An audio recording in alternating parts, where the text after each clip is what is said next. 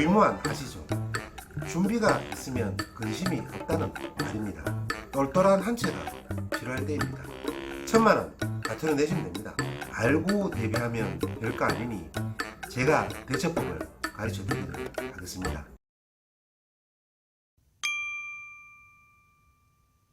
안녕하십니까, 원룸스쿨의 친절한 이소장입니다.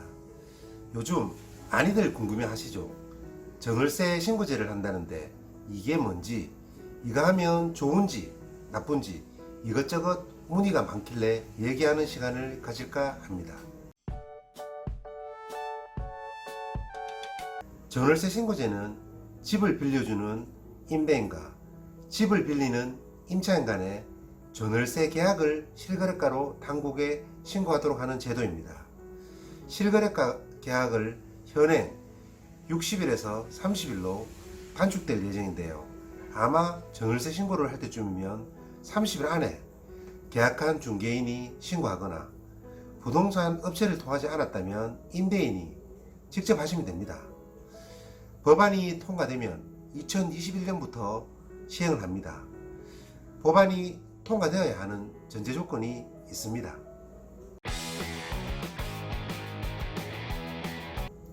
전월세 신고제를 도입하면 임차인 입장에서는 좋은 점과 나쁜 점, 임대인 입장에서도 좋은 점과 나쁜 점이 있습니다. 우선 임차인 입장에서 확정일자를 부여받지 않아도 보증금이 보호를 받는다는 좋은 점이 있고요. 임차인 입장에서 나쁜 점은 임대인에게 가중되는 세금까지 임차인에게 가다 보니 임차료가 얻을 걸로 예상이 됩니다. 또 임차인들 중 조용히 살고 싶은 분들도 계실 건데 확정일자 자동으로 등록되면 개인 프라이버시 문제도 있을 거고, 확정일자를 여러 군데 하면 전입신고된 집만 완벽한 보증금 보호가 되기에 이것도 고민해 봐야 되는 문제 같네요. 정부에서 대책이 있겠죠. 있어야 되는데 걱정은 좀 됩니다. 이 문제로 인해 전세권 설정이 늘어날 거고, 전세권 설정 하는데도 돈이 드는데 법무사분들 좀 좋아질 것 같네요. 임대인 입장에서 좋은 점은 별로 없습니다. 단점은 세금이 늘어나겠죠. 세금은 당연히 내야 합니다. 전월세 신고자가 무작정 나쁘다 할 수는 없습니다.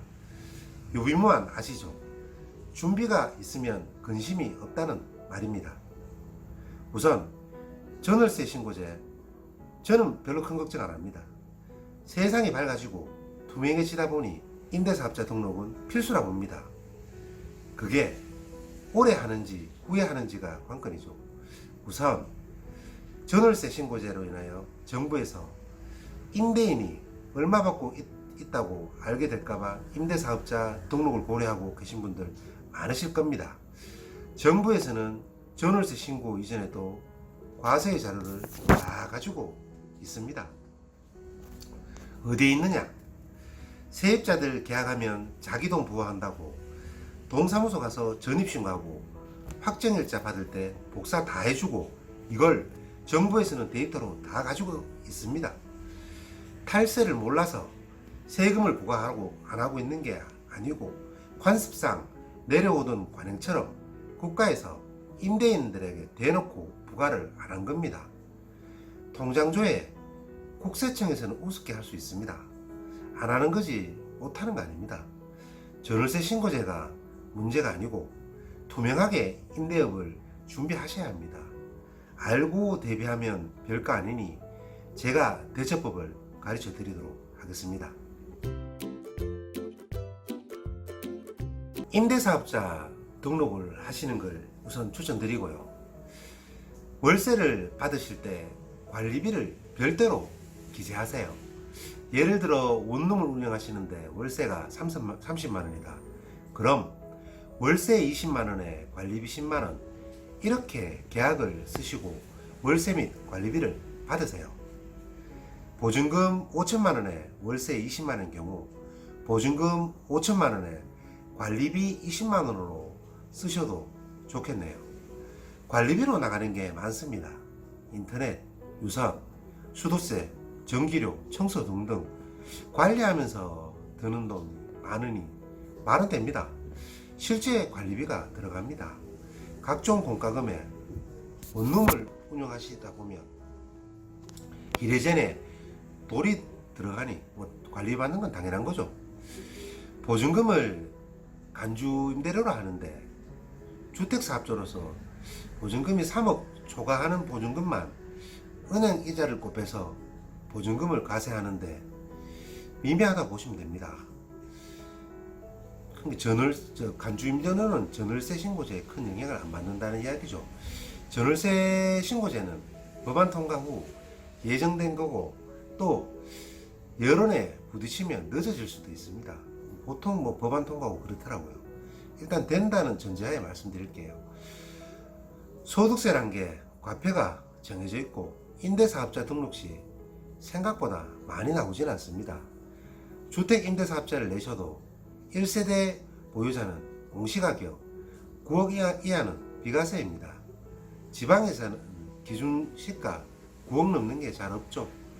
원룸 다가구 갖고 있어도 기준 공시가격이 9억 미칩니다.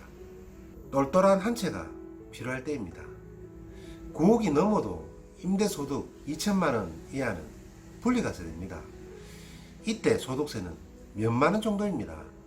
임대소득을 정확하게 신고해도 소득세란 게 이것저것 공제하고 내는 거라 생각보다는 적게 나옵니다. 소득세 겁나서 임대사업자 안 낼 이유 없다는 겁니다. 그리고 임대사업자에 대한 편견 많으십니다. 잘못 알고 계신 것도 많고요. 일단 임대사업자는 세무서만 가서 내셔도 됩니다. 매스컴에서 주택임대사업자 얘기를 많이 하다 보니 임대사업자를 주택임대사업자와 혼동하시는 경우가 있더라고요. 전월세 신고제가 겁이 나면 두 개 중 하나만 하시면 됩니다. 일반 임대사업자를 신청하시든 주택임대사업자를 신청하시든 구청에 가시든 세무서만 가시든 두 군데 다 가시든 선택만 하시면 됩니다. 구청에 가시는 것은 선택이고요. 주택임대사업자는 제재도 있고 표준임대차도 써야 하고 임차료 상한선도 정해져 있고 벌금도 있고 하지만 하나하나 뜯어서 보면 좋은 것도 많습니다. 일단 여러 오해를 하시던데 그거부터 제가 풀어드릴게요. 제일 큰 건 8년 안에 못 판다는 건데 그거 아닙니다. 팔 수 있습니다. 1,000만원 과태료 내시면 됩니다. 과태료 내기 싫으시면 포괄 양수도 하시면 됩니다. 포괄 양도 양수라 하면 사업에 관한 일체의 권리와 의무를 새로운 권리자에게 양수한다는 겁니다. 그럼 새로운 매수인도 유리한 게 있기에 잘해줍니다. 예를 들어 8년 임대 등록 시 6년 임대하고 있었다면 2년만 가지고 있으면 의무임대 기간이 다 채워집니다. 이걸 안 할 매수인은 없겠죠. 못 판다는 얘기가 아닙니다. 과태료 꼭 내야 된다는 이야기도 아니고요. 전월세 신고제를 걱정하기보다는 현명한 방법을 찾아 대처하는 게 저는 맞다고 봅니다. 전공법은 주택임대사업자를 내시는 겁니다. 이왕이면 장기 8년 준공공 임대사업자를 내시고 여러 혜택을 보세요. 8년 안에 팔 수 있는데 8년 내시고 취득세부터 재산세, 소득세, 종합부동산세, 양도세 혜택 많습니다. 원룸은 취득세 혜택이 없고요. 나머지 것들 혜택 보시면 임대사업자 등록으로 인해 피해본 거 안 해됩니다. 부동산이란 게 그때그때 소득내서 낸 소득세보다는 시세 차익이 훨씬 더 큽니다. 시세 차익이 나면 내야 하는 게 양도세고 이 양도세를 절세하는 방법 중 다주택자라면 임대사업자 등록만 한 게 없죠.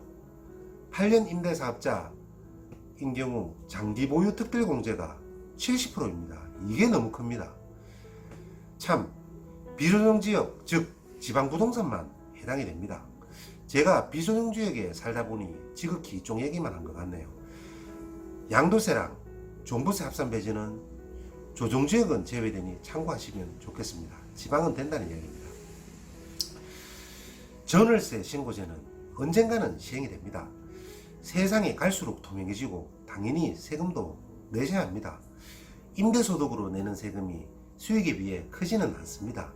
무턱대고 뜯어가지는 않습니다.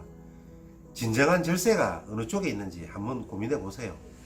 소득세냐 아님 종부세나 양도세나 걱정들은 하시지만 누구를 겨냥해서 나온 정책은 아닙니다. 현명한 대처 준비만 하고 있다면 방법은 언제나 있습니다. 유비무환입니다. 임대사업자를 낼지 안 낼지 관망할지 모르지만 알고 관망하시고 알고 안 내시면 됩니다. 내실 때도 이런저런 혜택도 많구나 알고 내세요. 여러분 곁에 도움 되도록 항상 노력하겠습니다. 감사합니다.